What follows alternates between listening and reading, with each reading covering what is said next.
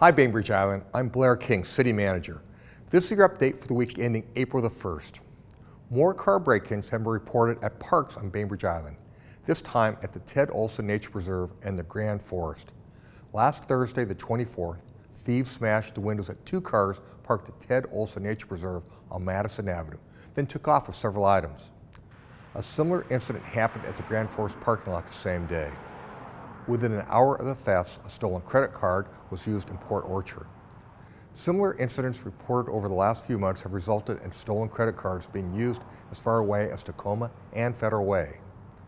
If you plan to leave your car for any length of time, please remove valuables from the car or secure them in the trunk or out of sight. Never leave spare or valet keys to your car inside. If credit cards are taken, promptly report them as stolen. If your cards are used, provide that information to police, as transactions can often be linked to video in stores.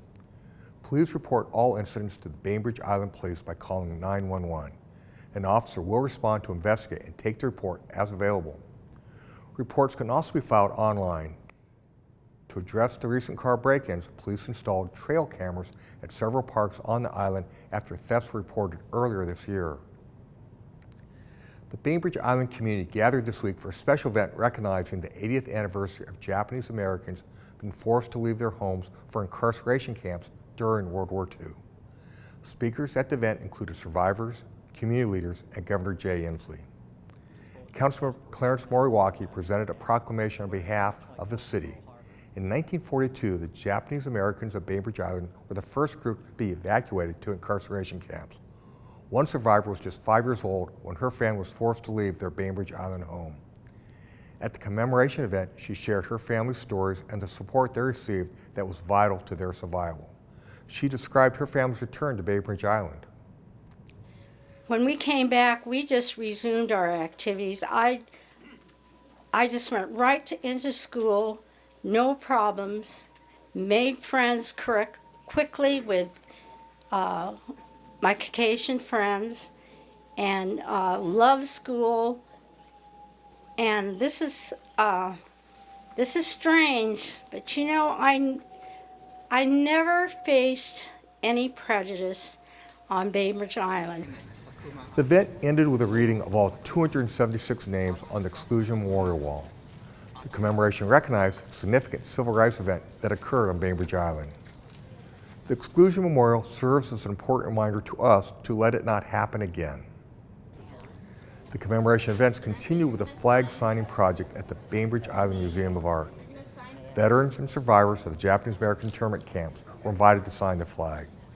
The project started in Oregon, and the flag has been in many communities gathering signatures. The stars were signed by veterans and the stripes by people forced into the camps. The flag will be donated to the Japanese American Museum in San Jose, California. Kids of all ages spent last weekend with Bainbridge police officers learning about the police car and exploring all of its equipment. The Touch a Truck event was part of the Kids Discovery Museum outdoor party celebrating the start of spring.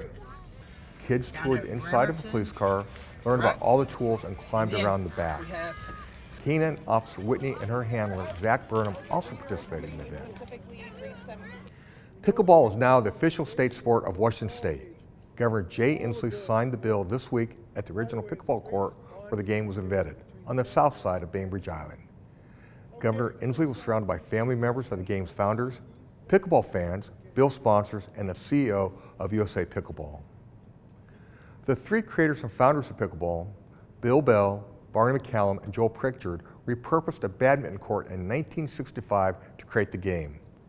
After the bill signing, a community celebration was held at the Founders Court at Battle Point Park. We spoke with some visitors about the exciting milestone. It was a really important day, I think, to acknowledge the history and Bainbridge Island's contribution to that. So that was a big deal.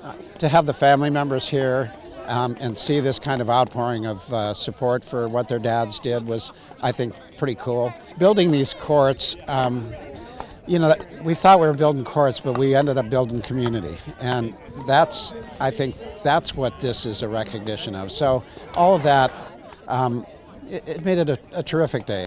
As an older person, I think it's really great for elderly people, but it's also good for all ages, all nationalities, just for everybody. Everybody's kind, everybody's welcoming. There's no have to win. Everybody's out for the enjoyment. They bring their families, they bring their friends. There's no expectations. Everybody's welcome, everybody enjoys it. I think we want to carry on the spirit of the founders, and I had the good fortune of spending some time with Barney McCallum, the last living founder, and I said, what are you the proudest of? He said, I'm proud that we've created a sport where men and women can play as equals, where kids and grandkids can play and grandparents can play together.